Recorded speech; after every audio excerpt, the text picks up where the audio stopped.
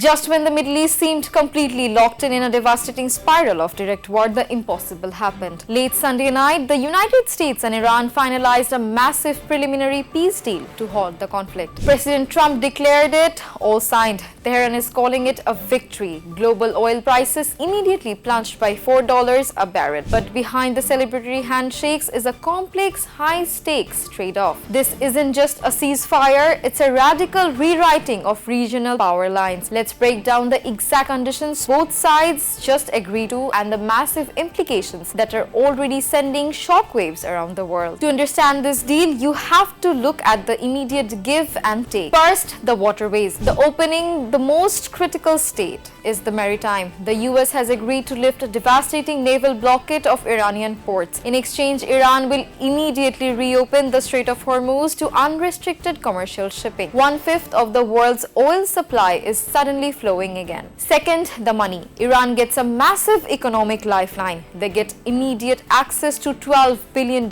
in frozen overseas assets with a staggering $300 billion long-term regional reconstruction fund on the table. Third, the nuclear file. This was the ultimate sticking point. Iran has replenished never to build a nuclear weapon.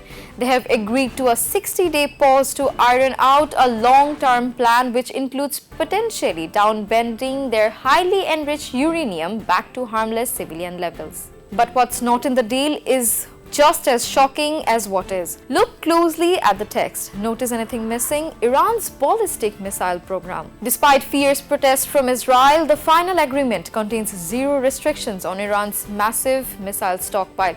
Furthermore, there are no mandates for regime change, no surrender clauses, and no immediate permanent dismantlement of Iran's deeply buried nuclear facilities. Essentially, the deal hits the reset button, returning the region to the pre-war status quo rather than completely disarming the Islamic Republic. So what are the real-world implications? They depend entirely on who you ask. For the global economy, it's a massive sigh of relief. Inflation risks are easing as shipping lanes are clear. For the Arab Gulf states like the UAE, Saudi Arabia and Qatar, this is a huge win. They bore the brunt of the proxy attacks and economic chaos and now can breathe easy. For Israel and the Prime Minister Benjamin Netanyahu, this deal is a bitter pill. Netanyahu has openly resisted pulling back from the preoccupied zones in Lebanon, arguing that leaving Iran's missile network and core nuclear infrastructure intact leaves an existential threat right on Israel's doorstep. Right now, the world has a ceasefire, but the real clock starts now. The next 60 days of technical negotiations will determine if this is a lasting blueprint for peace or just a tactical pause before a much larger final confrontation.